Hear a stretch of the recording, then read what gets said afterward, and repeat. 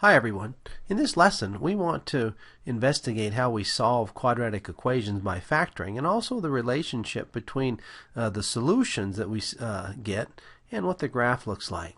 So remember that to solve an equation like 2x squared equals 3 minus 5x, we first need to write it in standard form and then factor.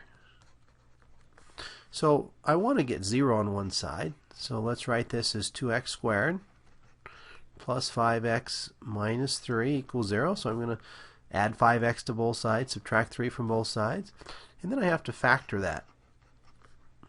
And hopefully this will work out to factor. I know 2x times x would give me 2x squared, and if I think of the factors of 3, well, if I were to put a 3 here with the 2 and a 1 with this, and noticing that this sign is negative, and I want to end up with a plus 5x in the middle, if I put a plus on the 3, that'd give me 6x. Minus on the 1 makes minus x, so 6x minus x makes 5x in the middle, and then the negative 1 times 3 makes minus 3. So I think that that's the factorization.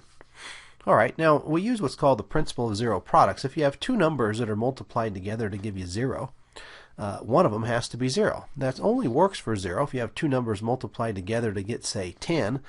Of course, one of them doesn't have to be 10.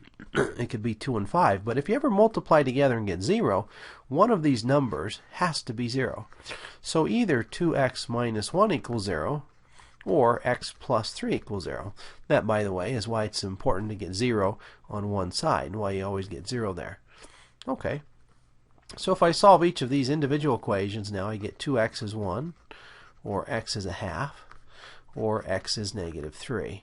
So these are my two solutions, x equals a half or x equals negative 3. I could plug them in up here and I would see that they work.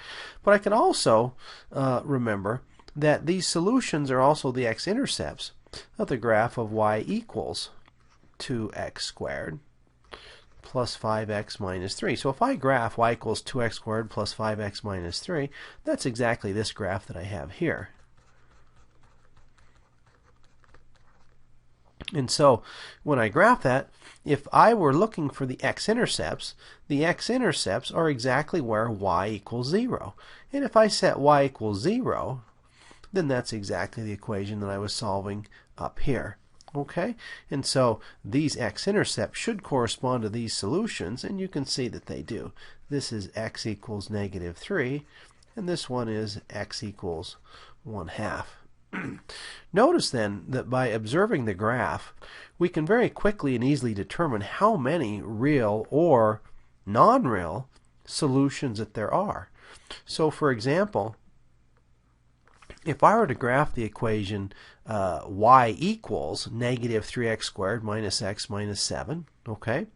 So this is the graph of y equals negative 3x squared minus x minus 7, you'll notice that it doesn't intersect the x-axis at all. That would tell me that there's no place that this is ever going to equal 0. That means that there is no solution, and so in this case there are no real solutions. And it'll turn out that the solutions are non-real or complex numbers that would make this true. Likewise, over in this example, if I were to graph y equals 2x squared plus 3 minus 6x, that's exactly this graph.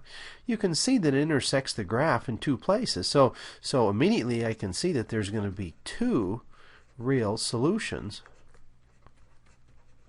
to this equation because there's two x intercepts and there's two x values. I'm going to be able to plug it in there and make it equal to 0, which is if I took the 6x over on this side, that would give me 0 left on the other side.